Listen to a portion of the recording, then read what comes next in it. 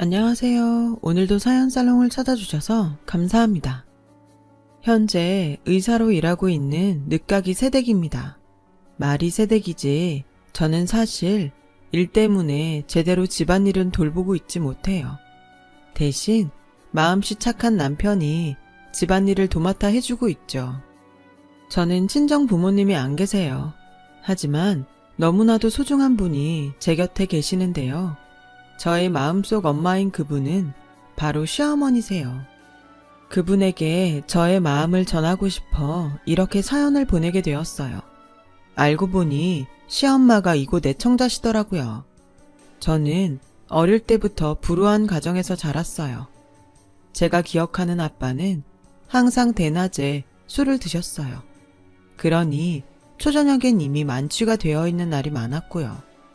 엄마가 퇴근 시간보다 조금이라도 늦으면 아빠는 엄마를 의심하며 거칠고 긴 싸움이 시작되었죠. 제 밑으로 8살 아래 남동생이 있었어요. 그렇다 보니 저는 불우한 가정에서 어린 동생을 챙겨야 했고 엄마와 아빠의 싸움이 있는 날에는 매일 폭풍이 잠잠해지길 숨죽여 기다려야 했어요. 빠른 친구들은 이미 사춘기도 오고 했을 시기인데 저는 상황이 이렇다 보니 사춘기가 뭔지도 모르고 지나갔고 친구들이 부모님이나 집에 불만이 있다며 투정을 부리는 모습을 보면 부럽다 못해 화가 났어요. 제 입장에서는 다 배부른 고민이었으니까요.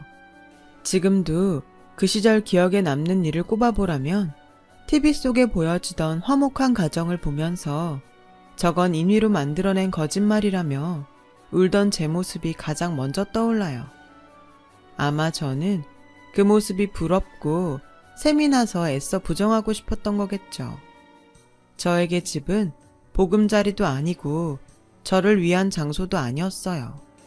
그래서 저는 어린 초등학생이었지만 결혼 같은 건 절대 하지 않겠다고 가슴속 깊이 다짐했어요. 남편이 아빠 같은 사람이 될까봐 무서웠거든요. 그리고 늘 혼자 일하며 절대 행복해 보이지 않던 엄마를 보며 나는 절대 저렇게 살지 말아야지 라고 생각할 수밖에 없었어요. 그저 저는 이등병이 제대하는 날을 기다리듯 악몽 같은 시간이 끝나기를 기다려야 했죠. 제가 중학교 3학년이 되던 어느 날 엄마는 저에게 이렇게 말씀하셨어요. 혜영아, 엄마는 이 집을 나갈 거야. 네 아빠하고는 도저히 가망이 없어. 그래서 하는 말인데 네 아빠가 나가더라도 너랑 네 동생 중 하나는 두고 가라고 난리를 쳐서 그래서 엄마는 어린 네 동생을 데리고 나가려고 해. 미안해. 저는 세상이 다 무너지는 것 같았어요. 은근 엄마와 아빠가 빨리 이혼을 했으면 좋겠다고 생각했지만 제가 아빠와 남게 될 거라고는 상상도 하지 못했거든요. 그래서 저는 울며 불며 싫다고 엄마에게 매달렸지만 이미 결정난 일에 소용이 없음이 느껴졌어요. 그래서 저는 진짜로 엄마가 동생만 데리고 나간다면 집을 나갈 생각을 했고 언제고 학교 가는 길에 나갈 수 있도록 준비를 해놨는데요. 그러던 어느 밤, 잠이 올까 말까 하던 밤이었는데 엄마가 조용히 저에게 다가와 이렇게 말씀하시는 거예요. 혜영아, 옷 입어. 나가자. 엄마는 제가 매달리고 또 집을 나갈 계획이라는 것을 이미 눈치채셨는지 준비한 가방을 가지고 나가자고 하셨어요. 그렇게 저는 엄마와 동생과 함께 그 지긋지긋한 집에서 도망칠 수 있었고 비록 단칸방 신세에 아빠 때문에 이곳저곳 전전하며 살아야 하는 떠돌이 생활이었지만 처음으로 마음 편히 두 발 쭉 뻗고 지낼 수 있는 날이었어요. 그렇게 저는 고2가 되었고 동생은 10살, 초등학교 3학년이 되었는데요. 어느 날부터인가 엄마의 기침소리가 예사롭지 않게 들리기 시작하는 거예요. 처음엔 감기에 걸렸나 생각했는데 그 강도가 점점 더 심해져 불안한 마음까지 생겼어요. 그리고 청소를 하던 중 엄마의 약으로 보이는 무수한 알약이든 봉투를 보는 순간 저는 어떤 좋지 않은 예감이 들더라고요. 그렇게 제가 조금씩 무언가를 알아갈 즈음 엄마는 공장에서 일을 하다 쓰러져 병원에 실려가셨고 엄마가 폐암 말기라는 사실을 듣게 되었습니다. 엄마는 결혼 후 동생을 낳은 후부터 무능한 아빠를 대신해 제조 공장에 다니셨어요. 외할머니는 돌아가시기 전까지 엄마가 어릴 때부터 빈혈도 있고 호흡기가 좋지 않다며 공장 같은 곳에서 일을 하는 것이 걱정이라고 하셨는데요. 엄마의 병을 듣게 된 순간 외할머니의 그 말이 어찌나 머릿속을 맴돌았는지 몰라요. 그리고 의사 선생님으로부터 이미 엄마의 폐가 손을 쓸 수 없는 단계에 다른 장기에도 전이가 돼서 더 이상의 가망은 없다는 소리를 듣게 되었어요. 저와 남동생을 안타까운 눈으로 보던 의사 선생님은 쉽게 말이 나오지 않는지 한참을 망설이다가 마음의 준비를 하고 다른 어른들에게 빨리 알리라고 하셨는데 아무리 생각을 해도 달리 알릴 곳이 없더라고요. 저는 막막한 심정으로 엄마의 핸드폰에 연락처를 찾았어요. 그리고 채 10명도 저장되어 있지 않은 엄마의 핸드폰 속 연락처를 보게 되었고 그중 그래도 유일하게 친구로 보이는 내 친구 유미라는 이름이 보여 저는 떨리는 손으로 그 번호에 전화를 걸었어요. 여보세요? 수키니? 정말 수키야? 왜 그동안 연락이 없었어? 내가 얼마나 걱정했는데. 핸드폰 너머 들리는 낯선 아줌마의 목소리에 반가움과 걱정이 섞여 있었고 저는 떨리는 목소리로 이렇게 말했어요. 안녕하세요. 저는 정수키 씨 딸이에요. 뭐? 수키 딸? 네. 근데 지금 엄마가 좀 많이 안 좋아요. 의사 선생님은 다른 어른들에게 알려서 준비를 하라고 하시는데 저희는 연락할 곳이 없거든요. 알겠다. 더 말 안 해도 돼. 거기에 어디야?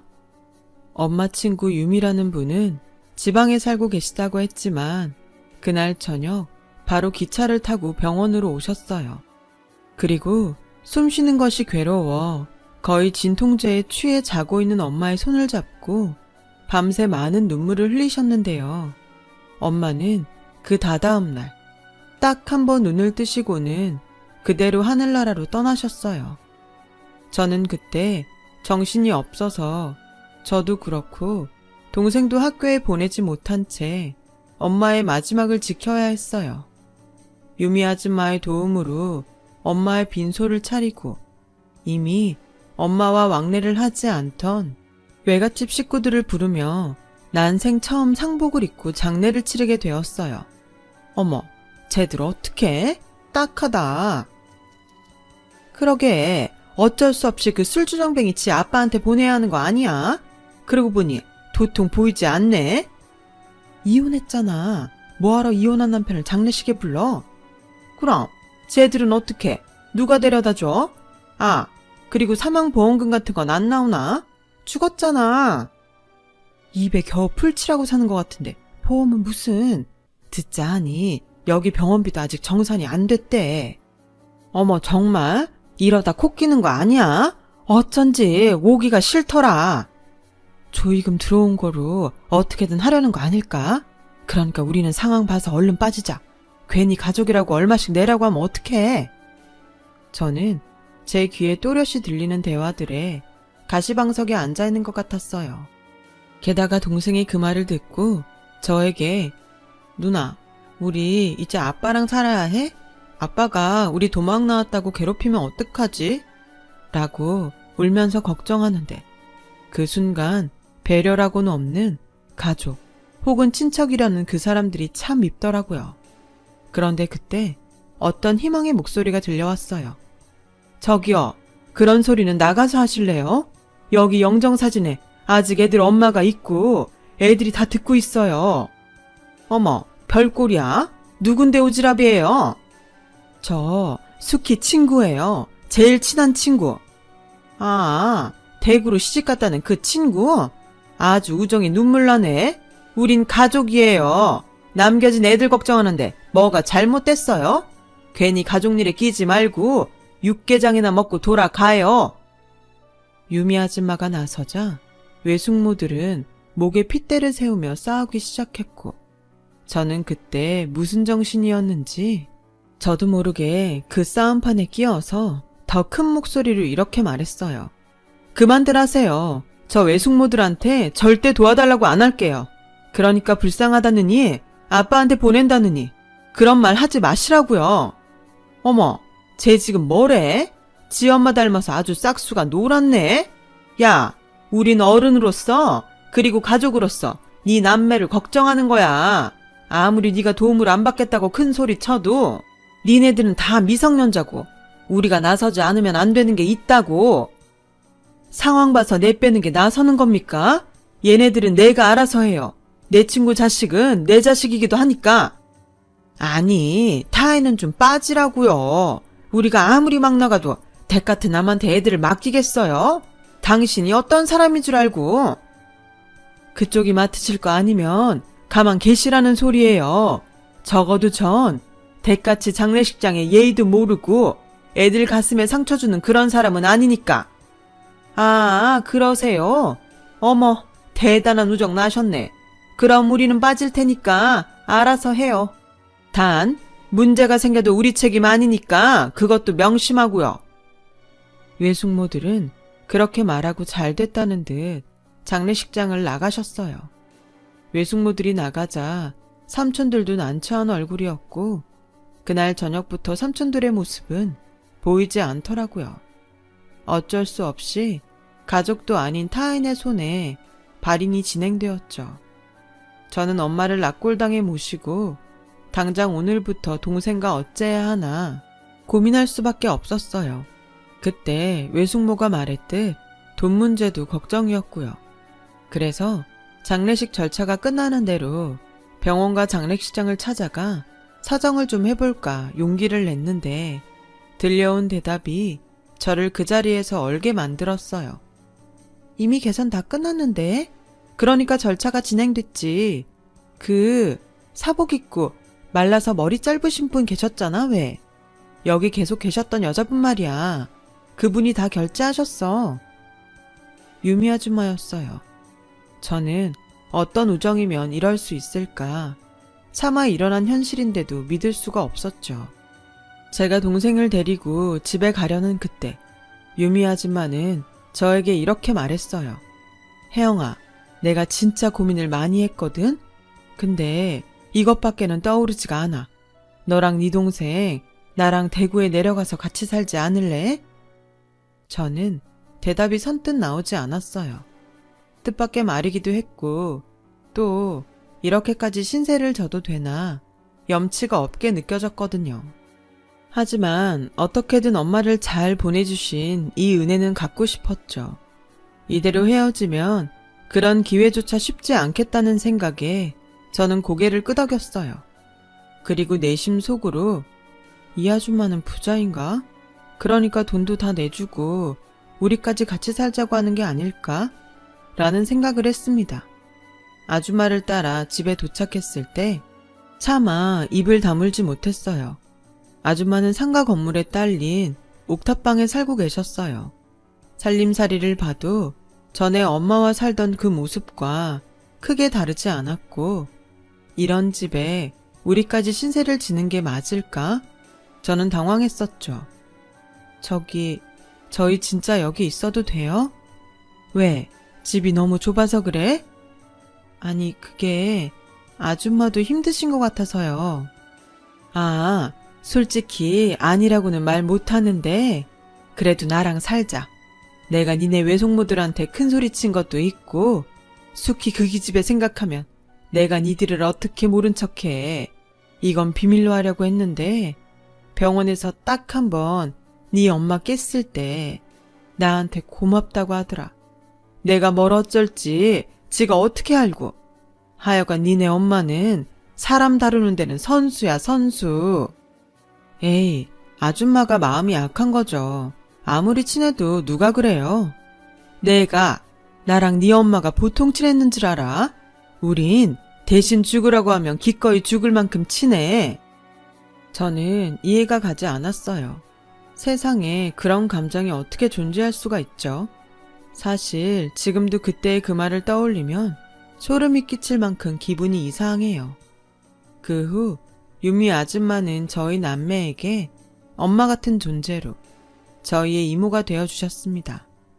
함께 지내면서 유미 이모한테도 이혼을 하고 하나밖에 없는 아들을 두고 나올 수밖에 없었던 사연이 있다는 걸 알게 되었어요. 진짜 내 친구지만 수키는 대단해. 어떻게 하나도 아니고 니네들 전부를 데리고 나올 수 있지? 난 하나 있는 것도 못 데리고 나왔는데. 제가 매달렸어요. 아빠랑 절대 둘이 살고 싶지 않았거든요. 근데 이모는 남편이 알코올 중독자도 아니고 직업도 있었다면서요. 아마 우리 엄마도 아빠가 그랬으면 그렇게 우리 둘을 다 데리고 나오지는 못했을 것 같아요. 아니, 네 엄마는 결국엔 니들을 다 데리고 왔을 거야. 걔 마음이 많이 약하거든. 나는 사실 니네 엄마랑 처음부터 좋지는 않았어. 내가 니네 엄마 많이 괴롭혔거든. 자기도 가난한 집 딸이면서 공부도 잘하고 성격도 바른 게 영 재수가 없었어. 이모도 어린 시절이 힘들었어요? 살기 싫을 만큼. 그래서 한 번은 학교 옥상으로 올라간 적이 있어. 우리 동네에서 가장 높은 건물이 우리 학교였거든. 근데 그렇게 내가 괴롭혔던 니네 엄마가 몸을 날려서 날 막더라. 살다 보면 좋은 날이 온다고. 지금은 어쩔 수 없는 터널이라고.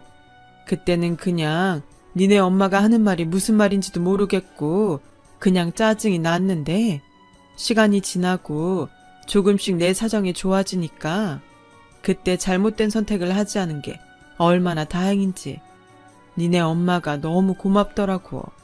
그래서 그 뒤로는 가장 친한 친구가 됐어. 그냥 내 스스로 생명의 은인이다 라고 여겼지. 그렇게 한 3년인가 4년을 친자매처럼 붙어 다녔는데 내가 대구로 오게 되면서 헤어지게 됐어. 왜요? 집 나간 엄마가 같이 살자고 했거든. 니네 엄마는 밝고 공부도 잘하니까 금방 나 말고 좋은 친구들이 생길 거라고 생각했는데 그 뒤 니네 외갓집이 사정이 더 많이 안 좋아졌다고 하더라. 니네 엄마도 결혼한다는 말만 있고 연락이 없었어. 엄마의 불행은 그때부터였네요. 그러게 나도 사는 게 바쁘고 또 남편이랑 사이가 좋지 않아서 네 엄마가 얼마나 힘든지 알아볼 여유가 없었어. 그저 미안할 뿐이지. 그래서 그 미안한 마음 니들 남매 키우면서 갚으려니까 넌 아무 생각하지 말고 공부만 열심히 해. 너 공부는 좀 하니? 이모는 대뜸 저에게 그런 질문을 하고 심히 많이 궁금한 얼굴을 했어요. 저는 집안 형편 때문에 그 흔한 학원은 가지 못했지만 나름 머리가 좋다고 자부는 했었는데 최근 들어 학교에 못 갔으니 이걸 잘한다고 해야 될지 몰라서 대답을 못하고 있었죠. 저희 행동에 이모는 알았다는 듯 하며 지나가는데 은근 자존심이 상하더라고요. 좀 해요, 공부. 그래? 정말? 그럼 넌 꿈이 뭐야? 의사요. 의사? 너 진짜 공부 잘하는구나. 좋았어. 앞으로 네 뒷바라지는 내가 할 테니까 네 동생 걱정하지 말고 넌 공부만 해. 조카딸 의사 한번 만들어 보자. 이모는 마치 신이 나는 듯 그렇게 옥상에서 큰 소리로 말했어요. 저희 엄마와 완전 다른 성격의 이모를 보면서 저는 처음으로 어른의 울타리에서 보호받는다는 느낌을 받았어요. 정말로 의사가 돼서 돈을 아주 많이 번다면 이모에게 가장 먼저 은혜를 갚겠다고 다짐하며 한눈 팔지 않고 오로지 공부에만 매달렸어요. 그 결과 저는 전학생인데도 불구하고 전교 1등을 했죠. 고3 수능을 보던 그해 높은 상위권 성적으로 서울대 의대에 합격했습니다. 이모는 남동생을 맡을 때니 저에게 서울로 올라가 아무런 걱정하지 말고 의사 공부를 하라고 또 저에게 모든 지원을 해주셨어요. 이모는 당시 식당 일을 하시고 또 집에서는 부업을 하시며 제대로 잠도 자지 못하는 생활을 하셨는데요. 대출까지 받아 저의 서울집 보증금을 마련해 주시니 너무 감사한 마음이었죠. 이걸 내가 어떤 마음으로 살면서 어떻게 다 갚나 싶어 미안해서 눈물만 흘렸어요. 그래서 그 후 동생에게 늘 누나가 자리 잡으면 데리러 올 거야. 그때까지 이모 힘들게 하지 말고 누나가 데리러 올 때까지 공부 열심히 하고 있어. 라고 귀에 딱지가 앉을 정도로 매일 말했는데 동생도 눈치가 백단이라 저와 떨어져 지내는 동안 공부를 열심히 하며 이모가 힘들지 않게 집안일을 도맡아 했더라고요. 그렇게 저는 본격적으로 의사가 되기 위해 공부를 했어요. 대학 6년 장학금을 받기 위해 잠도 거의 자지 않고 공부를 했고 또 틈틈이 과외도 하면서 돈도 벌었죠. 그래서 레지던트와 전공의를 하게 되면서부터는 이모에게 경제적인 신세를 면할 수 있었습니다. 그러는 사이 남동생은 수능을 치르고 서울에 있는 대학에 합격하면서 저희 남매는 비로소 다시 함께 살 수 있었어요. 아, 내가 이참에 여기 일 다 정리하고 니네 따라 서울 갈까? 이모, 그러지 마. 거기 이모 친구들이랑 단골 손님 잔뜩 있는데 뭐하러. 나랑 수철이가 자주 갈게요. 우리한테는 이모가 엄마고 그 집이 우리 집이잖아. 알지만 내가 니네들 없이 허전해서 그렇지. 나도 자주 서울 올라갈 테니까 니네도 자주 와야 해. 공부 열심히 하고 돈 필요하면 망설이지 말고 말하고. 알았지? 알았어. 이제 이모도 좀 쉬면서 지내. 나 전문의 따면 매달 생활비 보낼 테니까. 그리고 이거 받아 이모. 웬 반지야? 네가 돈이 어딨어서? 벌었지. 나 과외하잖아. 돈 많이 받아. 이모한테 고마워서 이런 반지 하나 해주고 싶었어. 남들은 반지 하나 정도는 끼고 다니던데 이모는 하나도 없잖아. 야, 식당 일 하면서 반지 끼는 건 오바지. 그래도 뭐 네가 준 거니까 내가 목숨처럼 소중하게 여길게. 그놈의 목숨. 가만 보면 우리 이모는 목숨이 너무 많아. 됐고 잃어버리면 또 사줄 테니까 맡기고 다녀. 알겠지? 그래, 알았어. 아, 좋다. 이모가 조카딸 덕에 결혼할 때도 못 받은 반지를 다 받아본다. 저 먼 우주만큼 너무 좋아. 우리 이모 이렇게 금붙이 좋아하는 사람인 줄 알았음. 진작에 하나 사줄걸. 우리 간다. 이모도 밥 잘 챙겨 먹고 건강 잘 챙겨. 알았지? 그렇게 저희 남매는 서울에, 이모는 대구에 남게 되었어요.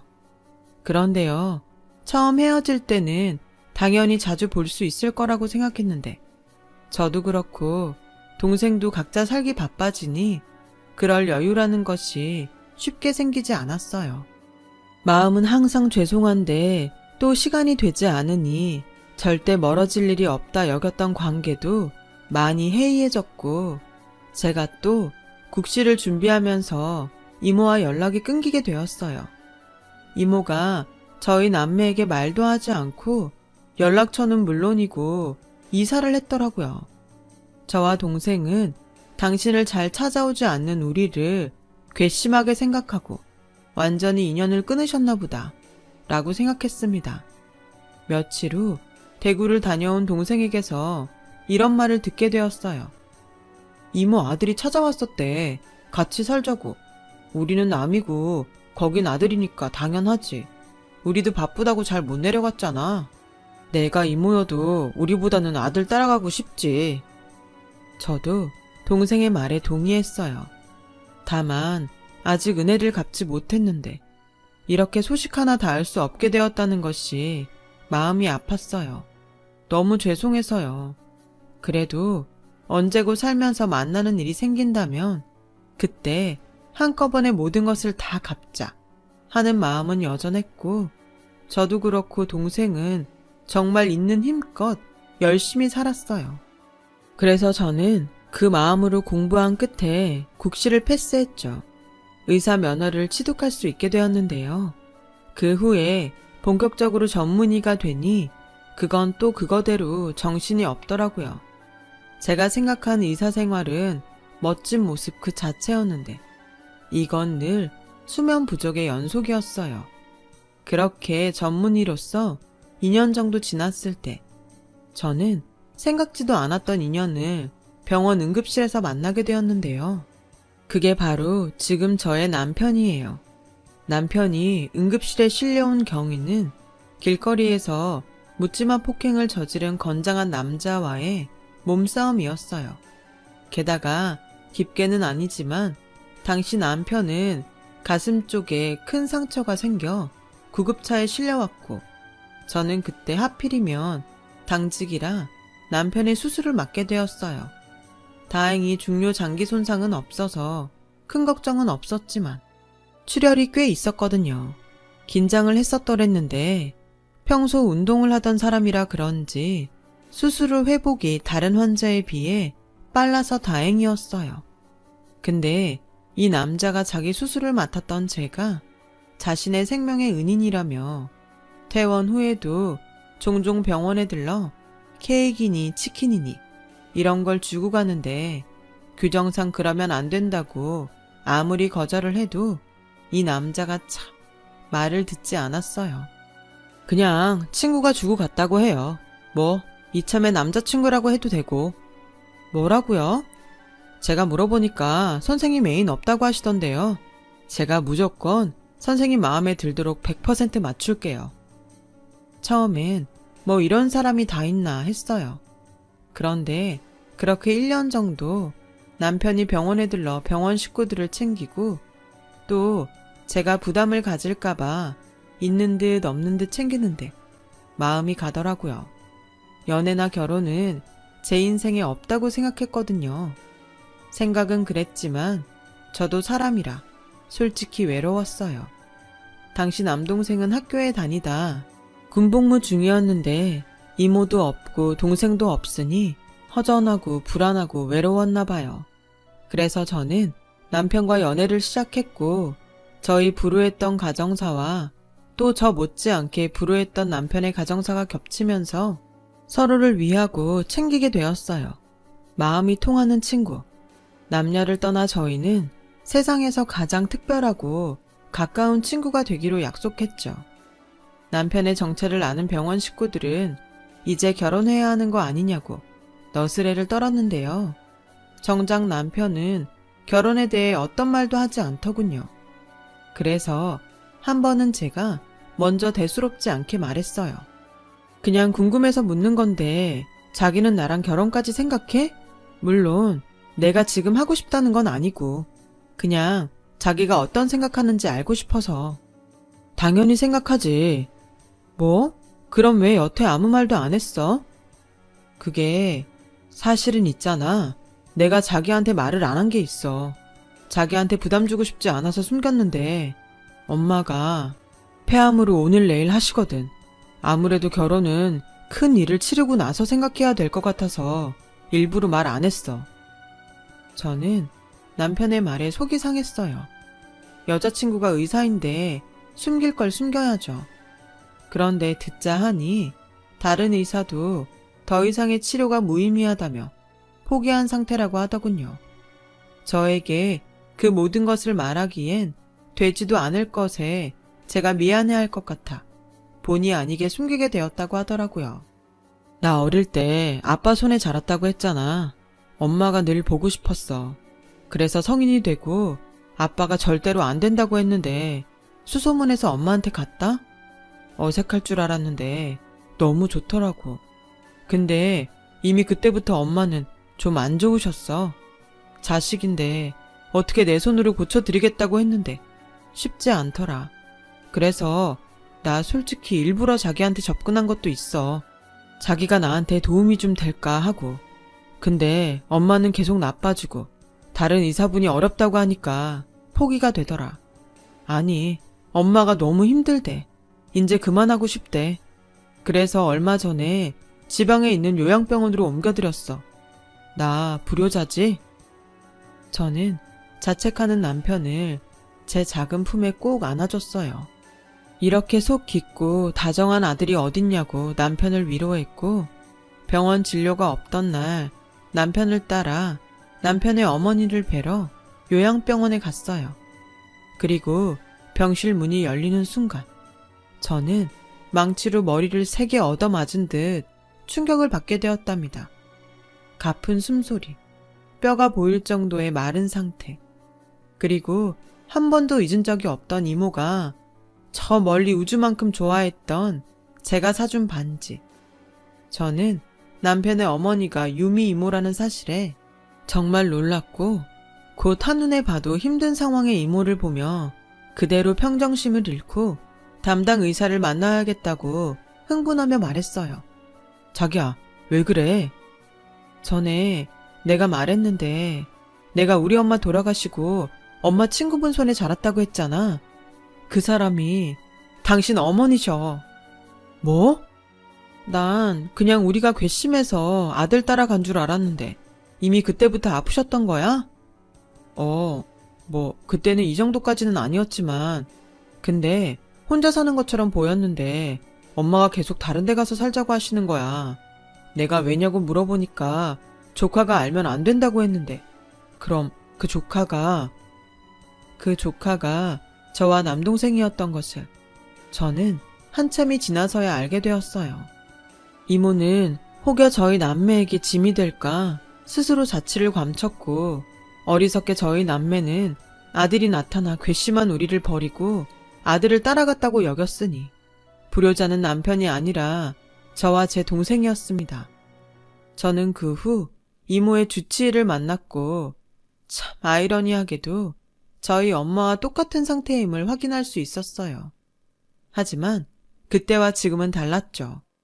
저는 엄마 때문에 호흡기 내과 전문의가 되었기에 이모의 병을 맡을 수 있었어요. 완치는 몰라도 포기하기엔 제가 너무 간절했기에 저는 이모의 주치의를 설득해 이모를 제가 일하는 병원으로 옮겼어요. 그리고 가족을 살린다는 마음으로 제 모든 것을 걸었습니다. 저는 이모의 어쩌면 마지막이 될 수술을 진행했어요. 남편조차 결정이 쉽지 않았던 수술이었죠. 하지만 저는 이상하게도 자신이 있더라고요. 마치 돌아가신 엄마가 도와줄 거라는 이상한 믿음이 생기면서요. 정말 수술은 걱정했던 것과 달리 아주 잘 끝날 수 있었어요. 그리고 며칠 후 이모는 의식을 회복했어요. 이모는 우는 당신의 아들을 알아보고 괜찮다고 토닥이는데, 이윽고 저의 얼굴을 본 순간 입꼬리를 심하게 떠시고는 저에게 오라며 손짓하시더라고요.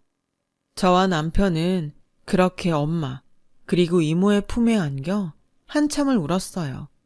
그리고 이모의 소식을 들은 남동생까지 모여 저희는 매일 가족이라는 이름으로 이모의 병실에 머물렀어요. 이윽고 저는 결혼식은 나중으로 미루고 남편과 혼인신고를 먼저 하게 됐어요. 결혼식은 시어머니가 회복되면 정식으로 하기로 하고요.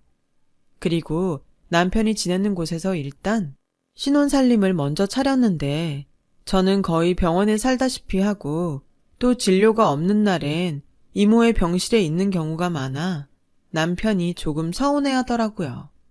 그래서 요즘은 집에도 종종 가고 또 남편에게 아내 노릇도 조금씩 해보려고 하는데, 솔직히 제가 다른 건 다 잘해도 살림은 영 소질이 없는 것 같아요. 괜찮아. 이모가 퇴원하면 이모가 다 맡아서 할게. 그리고 우리 종현이가 은근히 손이 야물어. 살림을 곧잘 하더라고. 난 뭐든 잘하는 사람이 하면 된다는 주의니까 너 절대로 스트레스 받지 마. 야, 나 같은 시어머니가 또 어디 있냐? 안 그래? 그러니까 이모 같은 시어머니가 어딨냐고. 병원에 나일론 환자라고 소문이 다 났어. 그러니까 얼른 퇴원하세요. 그리고 우리 예전처럼 같이 살자. 같이 살긴 니네 신혼인데 따로 살아야지.